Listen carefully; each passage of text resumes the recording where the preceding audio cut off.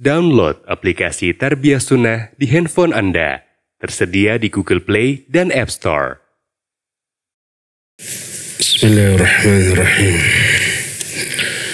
Assalamualaikum warahmatullahi wabarakatuh. Alhamdulillah.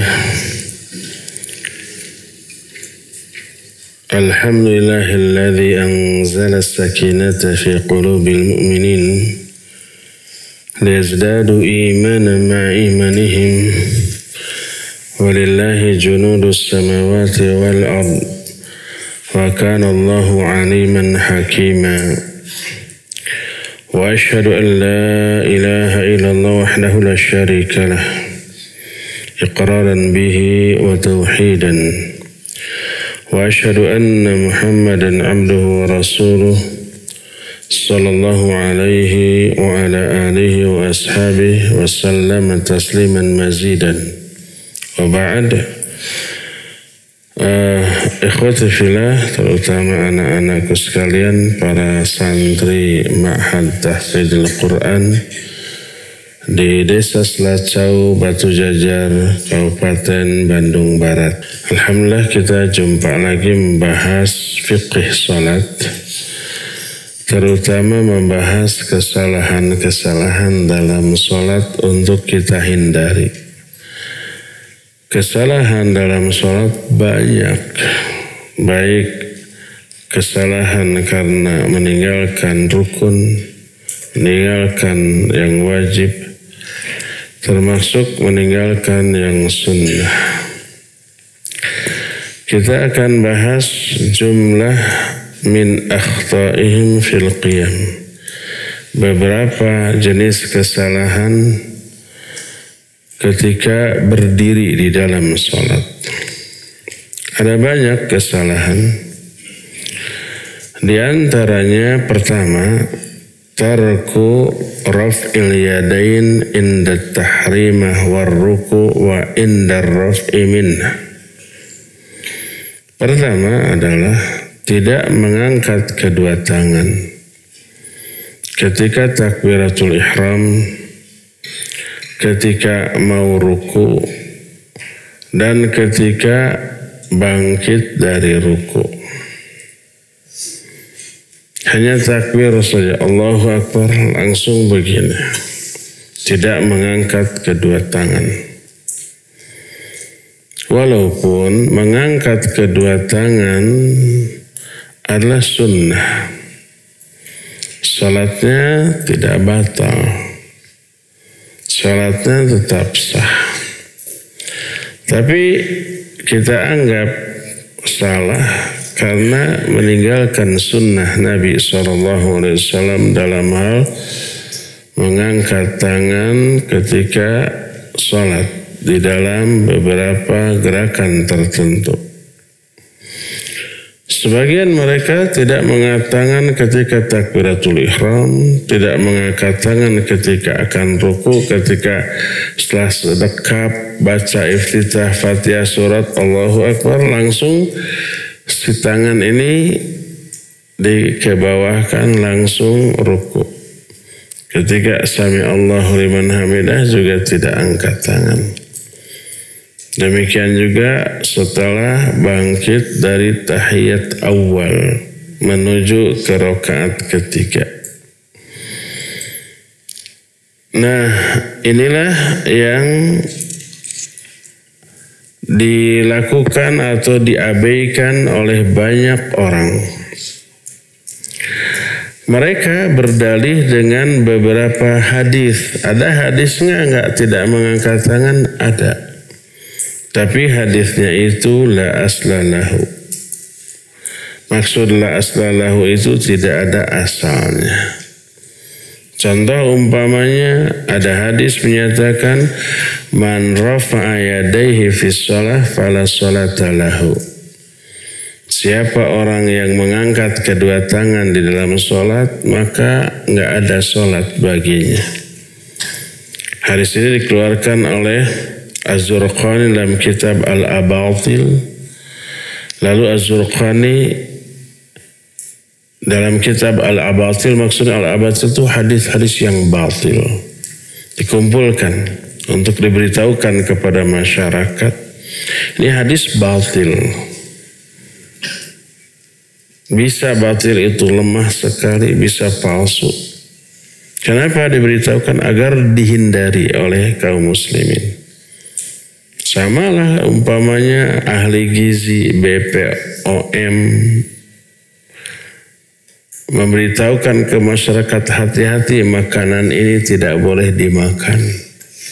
Merek ini nggak boleh dimakan karena mengandung zat kimia yang berbahaya. Diberitahukan. Ahli gizi tidak hanya memberitahukan ini makanan yang bagus dimakan karena mengandung vitamin ini, mengandung zat ini, tidak hanya itu, tapi juga awas ada makanan yang berbahaya, jauhi. Para ulama membahas ini yang wajib, ini yang rukun, ini yang sunnah, ini yang haram, tidak boleh untuk dilakukan. Nah, termasuk kata Az-Zurqani setelah meriwayatkan hadis ini, man rafa'a yadayhi fi shalah fala sholata lahu, siapa yang angkat tangan ketika sholat enggak ada sholat baginya, kata beliau, hadza haditsun la asla lahu, hadis ini tidak ada asalnya. Kenapa? Wa fihi Ma'mun bin Ahmad. Karena dalam rawinya, dalam sanadnya ada rawi namanya Ma'mun bin Ahmad, kana dajjalan minad dajajilah, kadzaban wadda'an khabithan. Dia ini termasuk salah satu dajjal di antara dajjal-dajjal kecil. Dajjal itu ada dua macam. Dajjal kecil, para pendusta, para pembohong. Termasuk orang yang membikin hadis palsu, itu disebut oleh para ulama sebagai sebutan dajjal. Sebab makna dajjal adalah pendusta, pembohong. Itu dajjal-dajjal kecil. Adapun dajjal besar ya dajjal aslinya yang nanti akan keluar di akhir zaman, menandai akan datangnya kiamat dengan segera setelah kemunculan Dajjal. Nah, kata Az-Zurqani, Ma'mun bin Ahmad ini kana dajjalan minad dajajilah.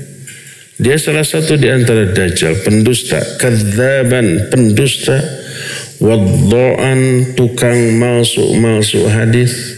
Maksudnya bikin hadis palsu. Dia bikin kalimat, dia aku ini kata Nabi, padahal omongan dia sendiri. Khabithan, dia busuk. Oleh karena itu hadis itu tidak boleh dipakai. Man rafa'a yadayhi fi shalah, siapa yang angkat tangan ketika sholat, nggak ada sholat bagi ini, nggak benar. Yang benar angkat tangan di minimal di 4 tempat. Nanti ada hadis-hadisnya dan penjelasan para ulama. Angkat tangan dalam sholat minimal di 4 tempat. Pertama takbiratul ihram, lalu sedekap. Yang kedua mau ruku, ketiga bangkit dari ruku, keempatnya bangkit dari tahiyat awal menuju rakaat ketiga. 4. Nah, ada lagi ucapan Ibnu Umar yang dikutip oleh sebagian orang, yang juga dinukil oleh Imam Az-Zurqani dalam kitab Al-Abatil. Kata Ibnu Umar, "Ra'aitum raf'akum aydiyakum fi shalah hakadha, wallahi la innaha la bid'atun wa ma zada Rasul sallallahu alaihi wasallam ala hadha syai'an qad wa awma'a hamad ila thadiyaihi." Tidakkah kalian lihat, kalian mengangkat tangan-tangan kalian di dalam salat seperti ini? Demi Allah itu bid'ah. Nabi SAW tidak pernah melebihi Di sini nih sedikit pun sambil Hamad, salah seorang perawi hadis ini berisyarat ke kedua dadanya. Kalian jangan begini atau jangan begini, tapi begini. Ini juga termasuk hadis yang batil. Termasuk di antara yang menjelaskan kebatilan dari ucapan Ibnu Umar ini adalah Imam Ibnu Jauzi dalam kitab Al-Ilal. Al-Ilal itu maknanya kumpulan hadis-hadis yang mengandung illat, mengandung cacat. Syekh Al-Albani pun membahas hadis dalam kitab Silsilah Al-Ahadits Ad-Dha'ifah wal Mawdu'ah. Kumpulan hadis-hadis yang dhaif dan maudhu'. Maudhu' itu palsu. Tidak benar bahwa Ibnu Umar berkata demikian. Berdasarkan hal itulah maka orang-orang yang tidak mengangkat tangan berdasarkan hadis-hadis yang tadi tertolak. Alasannya karena hadis-hadisnya ternyata palsu. Berdasarkan hal itu maka orang yang tidak mengangkat kedua tangan ketika takbiratul ihram sikapnya tidak dilandasi oleh hadis yang bisa dipertanggungjawabkan. Adapun hadis-hadis yang menjelaskan tentang mengangkat kedua tangan diterangkan oleh para ulama, termasuk Imam Ibnu Qayyim rahimahullahu ta'ala. Beliau menjelaskan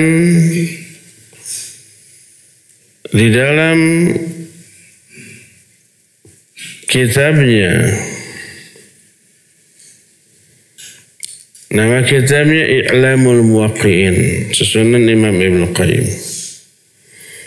Kata beliau, wandur ilal amali fi zamani Rasulillah sallallahu alaihi wasallam was sahabati ba'dahum. Wa hum yarfa'una aydiyahum fi shalah inda ruku' wa raf'i minhu. Thumma al-amalu fi zamani sahabah ba'du. Hatta kana Abdullah bin Umar idza ra'a man la yarfa' hasbahu wa huwa amalun ka'annahu ra'yal ain. Perhatikan amal yang dilakukan di zaman Rasul sallallahu alaihi wasallam dan para sahabat di belakang beliau. Mereka mengangkat tangan-tangan mereka di dalam sholat ketika akan ruku dan ketika akan bangkit dari ruku. Kemudian ini juga diamalkan di zaman para sahabat setelahnya. Sampai-sampai Abdullah bin Umar apabila beliau melihat ada orang yang tidak mengangkat kedua tangan, hasabahu. Beliau memukul orang tersebut. Jadi begitu takbir, Allahu Akbar. Mau ruku, Allahu Akbar. Mau bangkit, sami Allah liman hamidah. Tidak angkat tangan. Beliau menghardik orang tersebut.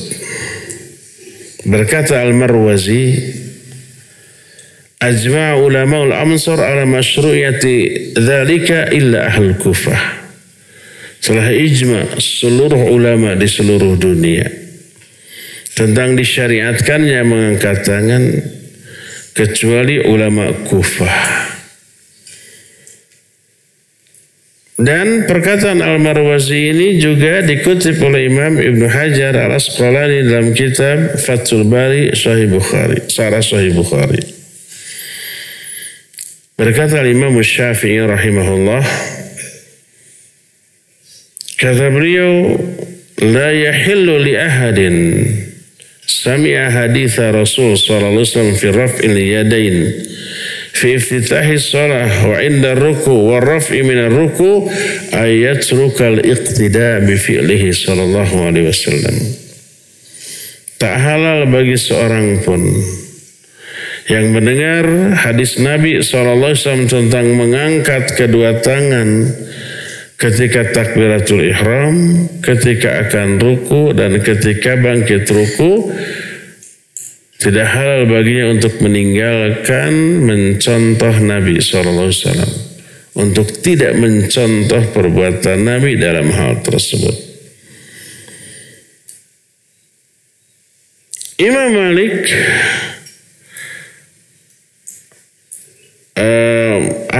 bukan Imam Malik, namanya Abdul Malik bin Sulaiman. Dia seorang tabi'in.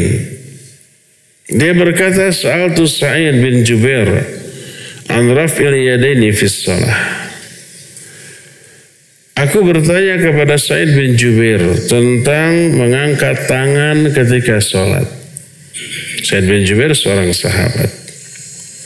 Apa kata Sa'id? Huwa syai'un tuzayyinu bihi sholataka. Mengangkat kedua tangan itu adalah sesuatu yang kamu menghiasi sholatmu dengan hal itu. Salah satu perhiasan yang memperindah sholat kita adalah mengangkat kedua tangan. Berkata Al-Kashmiri rahimahullah, wa'lam anna raf'a mutawatirun isnadan wa amalan wa lam yunsakh minhu wala hurf. Ketahuilah bahwa mengangkat tangan ketika sholat itu mutawatir, baik secara sanad ataupun secara amalan. Tidak dimansukh dan tidak dirubah. Tidak dimansuh artinya tidak dihapus ketetapan itu dan juga tidak dirubah. Berdasarkan hal itulah maka kita mengetahui bahwa mengangkat kedua tangan ketika sholat merupakan sesuatu yang sangat-sangat ditekankan oleh para ulama. Karena banyaknya hadis-hadis bahkan sampai kepada taraf mutawatir, baik secara sanad ataupun secara amalan. Salah seorang ulama Maliki namanya Ibnul Arabi Al-Maliki. Dia berkata, "Walaqad kana Syekhuna Abu Bakar Al-Fahri yarfa'u yadayhi inda ruku'. Wa inna raf'ir ra'si minhu fahadara indi yawman kama Jusi ibn Syawh mawdi'u tadrisi inda salati dhuhr wa dakhala al-masjid min al-mahras al-madhkur fataqaddama ila as-saff al-awwal wa ana fi mu'akhirin qa'idun ala taqatil bahr اتنمس الريح من شدة الحر ومعه في صف واحد أبو ثمأة رئيس البحر وقائده مع النفر من أصحابه ينتظر الصلاة فلما رفع الشيخ يديه من الركوع في الركوع وفي رفع الرأس منه قال أبو ثمنة لأصحابه ألا ترون إلى هذا المشرق كيف دخل مسجدنا فقوموا إليه فاقتلوه وارموه به في البحر فلا يراكم أحد فطار قلبي من بين جوانحي فقلت سبحان الله هذا طرطوشي وفيه الوقت فقالوا لي ولما يرفع يديه فقلت كذلك كان النبي صلى الله عليه وسلم يفعل وهو مذهب مالك وفي رواية أهل المدينة عنه. Kata Ibnul Arabi Al-Maliki, guru saya namanya Abu Bakar Al-Fahri. Dia selalu mengangkat kedua tangan ketika akan ruku dan ketika bangkit dari ruku. Suatu saat ada orang yang hadir bersama kami di tempat aku belajar. Saat itu waktu sholat zuhur. Dia masuk masjid. Dia maju ke shaf yang pertama dan aku ada di shaf terakhir duduk. Saat itu ada di tepi pantai. Kemudian dia mengipas-ipas tangannya karena panasnya udara. Saat itu dia berada satu saf dengan Abu Thamnah, salah seorang pemimpin di sana beserta beberapa sahabatnya. Dia menunggu sholat. Ketika melihat Syekh Abu Bakar Al-Fahri sholat, mengangkat kedua tangannya ketika ruku, bangkit dari ruku, maka si Abu Thamnah berkata kepada sahabat-sahabatnya, kamu lihat orang Maroko ini, orang Masyriq ini, orang Masyriq bukan orang Maroko, orang dari timur ini, bagaimana dia masuk masjid kami, kemudian mengangkat tangannya ketika sholat. Kalian berdiri, bunuh dia, lempar bangkainya ke lautan. Maka kata Ibnu Arabi, hatiku hampir-hampir terbang karenanya. Lalu berkata, subhanallah, ini Turtusi. Kemudian mereka berkata, kenapa orang ini mengangkat kedua tangannya ketika sholat? Mereka itu bermadhab Maliki. Dan menurut mereka, madhab Maliki itu tidak mengangkat tangan. Yang negara yang menganut madhab Maliki, salah satunya satu negara di Timur Tengah namanya, dikit aja nama orang, Oman. Nah di sana itu tidak mengangkat tangan, bahkan tidak juga sedekap. Jadi Allahu Akbar, takbir, tapi tidak mengangkat tangan, terus tangannya ke bawah. Baca iftitah, baca Fatihah, baca surat. Lalu ruku, Allahu Akbar, tidak angkat tangan juga. Sami Allahu liman hamidah juga tidak angkat tangan. Dan tidak sedekah. Jadi kalau kalian nanti haji atau umroh, semoga semua yang ada di sini suatu saat Allah hajikan, Allah umrohkan. Terus ada orang di kiri takbirnya tidak angkat tangan, pas berdiri tidak sedekap, itu madhab Maliki. Saya sempat terkecoh tuh. Suatu saat sholat duhur, sudah azan baru berangkat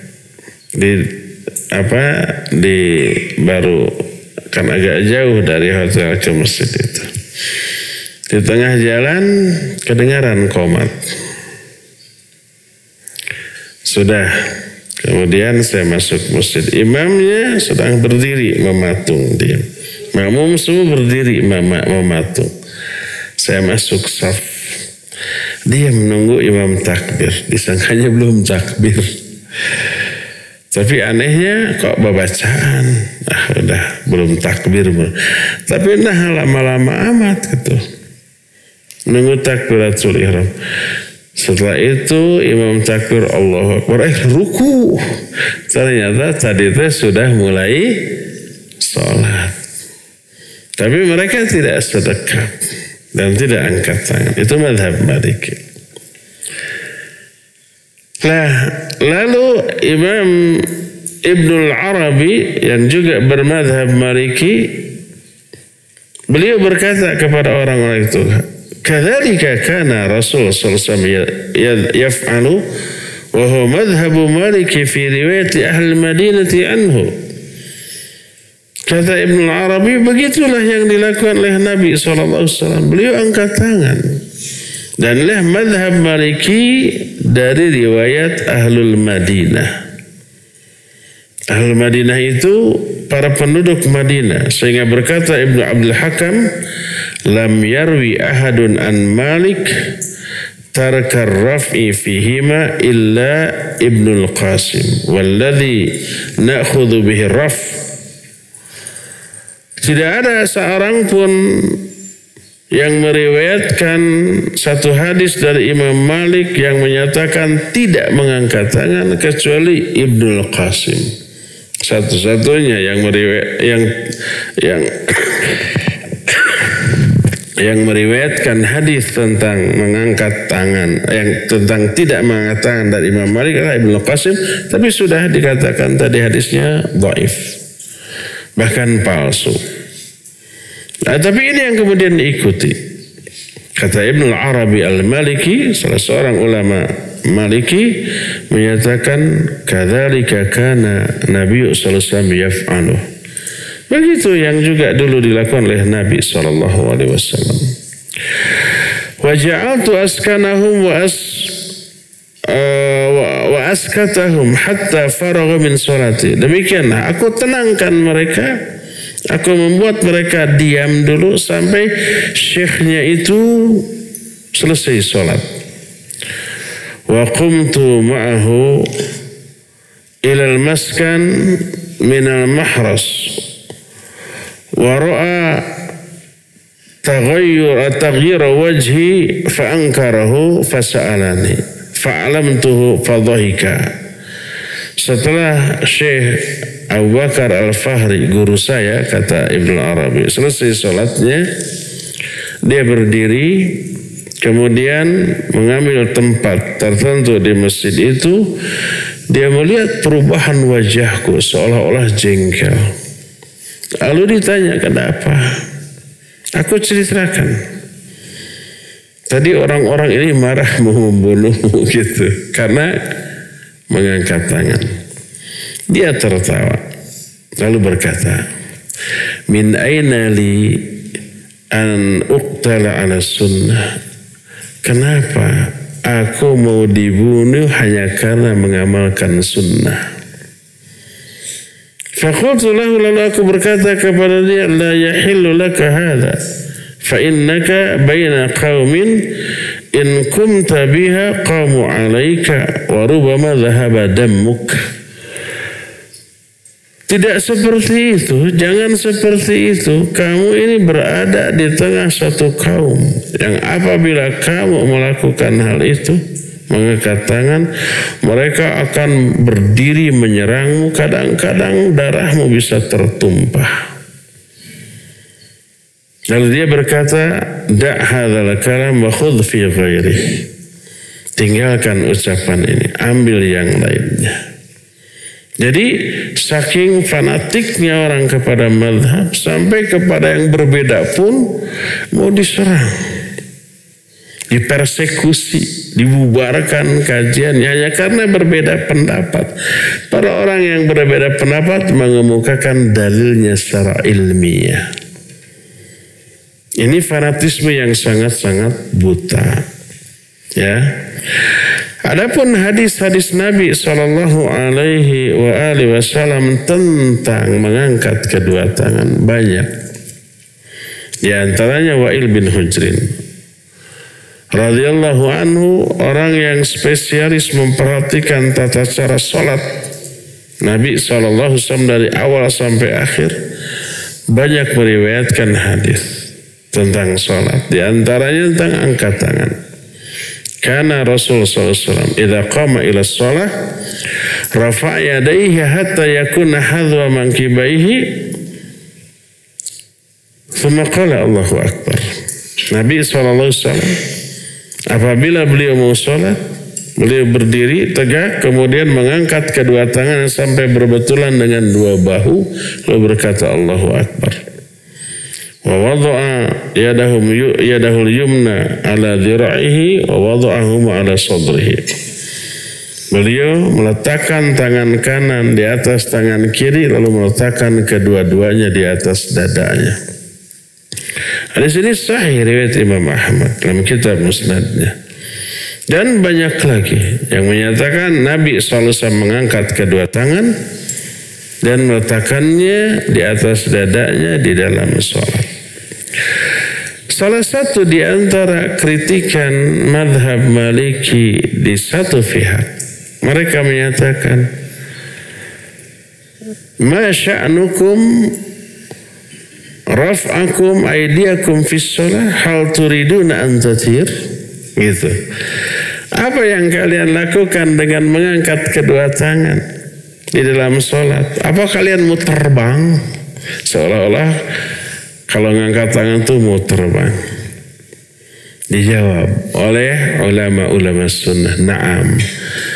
Nurid an nathir ilal jannah bifi'li sunnatin Nabi SAW fi raf'il yadaini fi salah. Ya, kami ingin terbang ke surga dengan cara melaksanakan sunnah Nabi SAW dalam hal mengangkat kedua tangan di dalam sholat.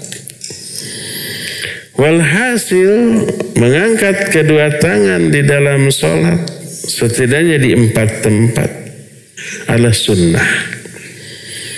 Meninggalkannya tidak membatalkan sholat, tapi dianggap salah karena mengabaikan sunnah Nabi SAW. Beliau menyatakan, "Sallu kama ra'aitumuni usolli." Salatlah kalian sebagaimana kalian melihat aku salat. Jadi 4 gerakan ketika kita sholat yang disunnahkan mengangkat kedua tangan. Apa saja 4 gerakan ini? Pertama ketika takbiratul ihram. Kedua ketika akan ruku. Ketiga ketika akan bangkit dari ruku. Keempat ketika bangkit dari tahiyat awal menuju rakaat ketiga. Kalau sholatnya di atas 2 rakaat, maghrib, isya, zuhur, asar. Kalau subuh atau sholat sunat tidak ada ya, karena 2 rakaat. Nah, adapun ketika akan sujud ya, jumhur ulama tidak mengangkat tangan, walaupun sebagian ulama ada yang mengangkat tangan. Demikian juga ketika bangkit dari sujud menuju duduk antara 2 sujud. Jumhur ulama tidak mengangkat tangan, walaupun sebagian ulama ada yang mengangkat tangan. Tapi 4 gerakan tadi jangan abaikan. Harus diperhatikan, angkat tangan. Ketika takbiratul ihram, ketika akan ruku, ketika bangkit dari ruku, dan ketika bangkit dari tahiyat awal menuju rakaat ketiga.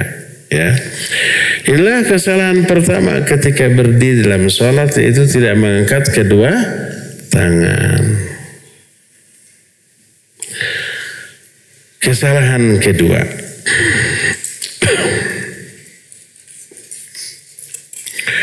masih ketika berdiri. Apa saja kesalahan kedua ketika berdiri dalam sholat?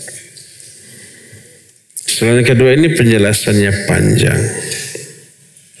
Apakah itu? Ini masih berkaitan dengan apa yang banyak dilakukan oleh mazhab Maliki.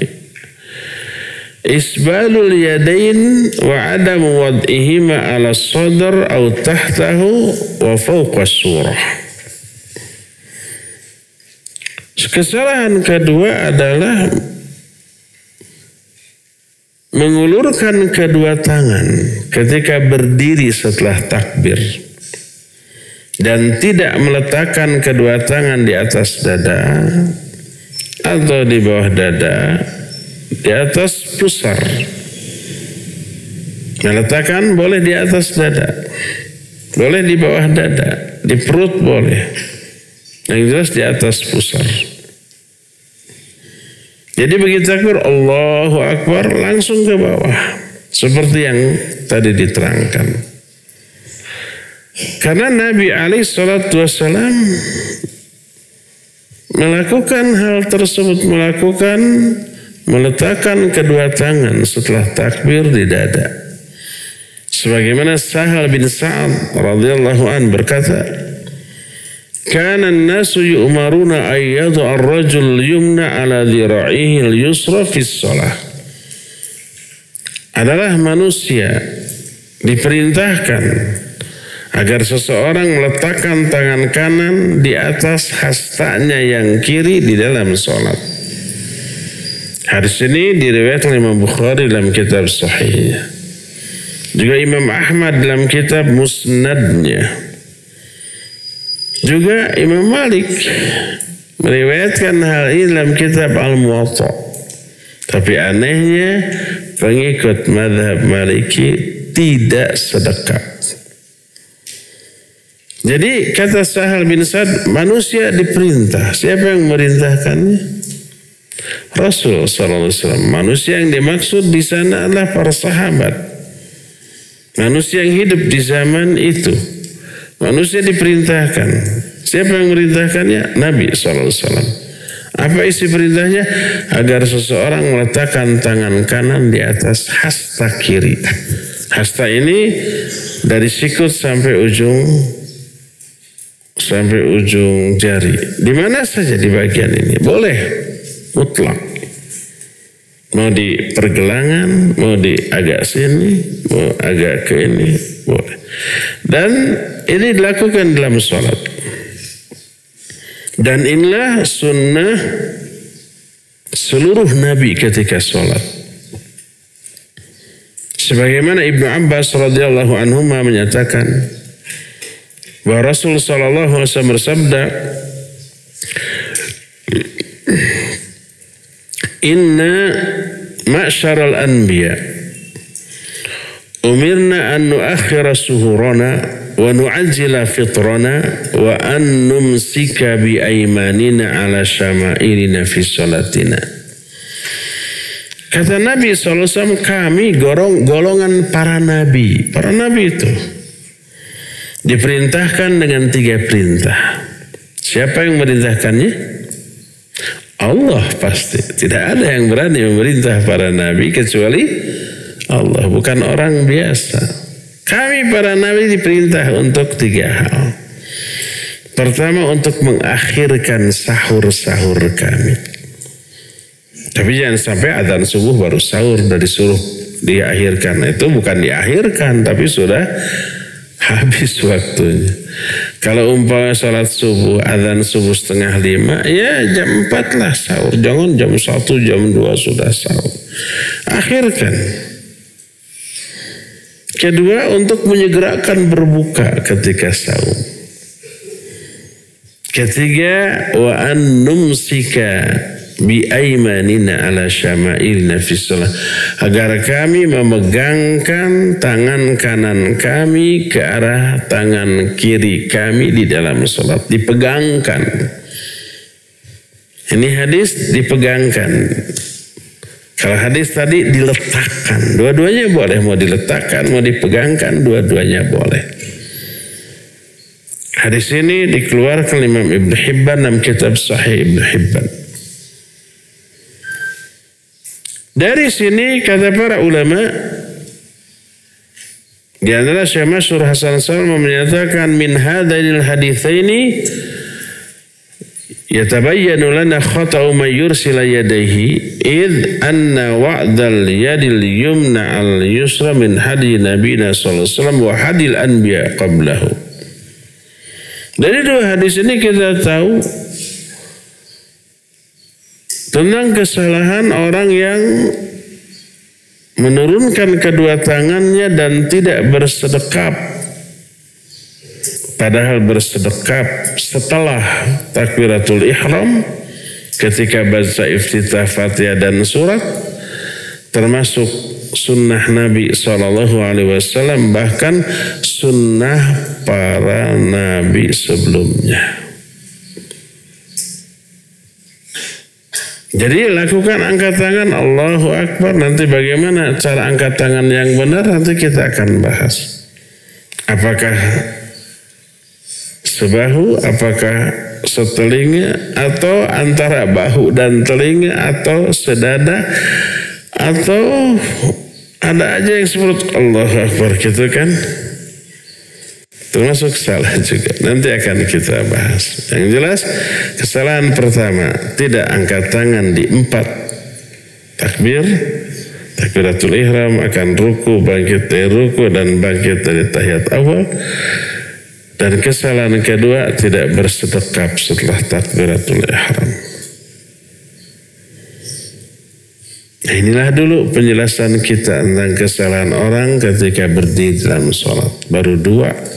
Nanti yang lain-lainnya kita akan lanjutkan di pertemuan pekan depan. Untuk sekarang cukup sampai di sini dan kita masih punya sisa waktu untuk bertanya jawab. Wassallallahu ala nabiyina Muhammadin wa ala alihi wa ashabihi. Ustaz, ada pertanyaan. Ketika dalam hadis bahwa ada rukhsah buat laki-laki tidak ke masjid ketika hujan, Ustaz ya.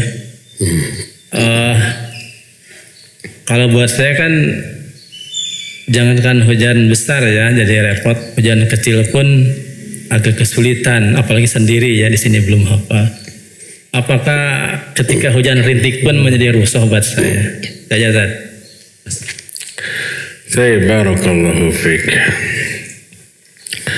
Salah satu di antara uzur syar'i bagi laki-laki untuk tidak ke masjid adalah hujan.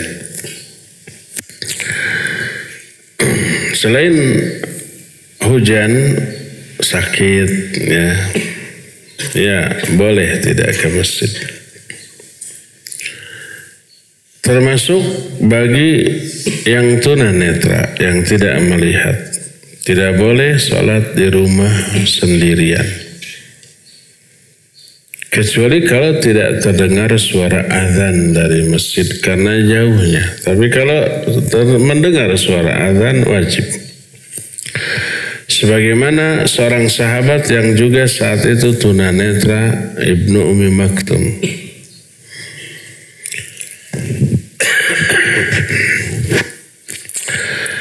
Datang, ya Rasulullah, wahai Rasulullah, aku memiliki ada lebih dari 5 uzur. Pertama, aku tidak melihat. Kedua, rumahku jauh.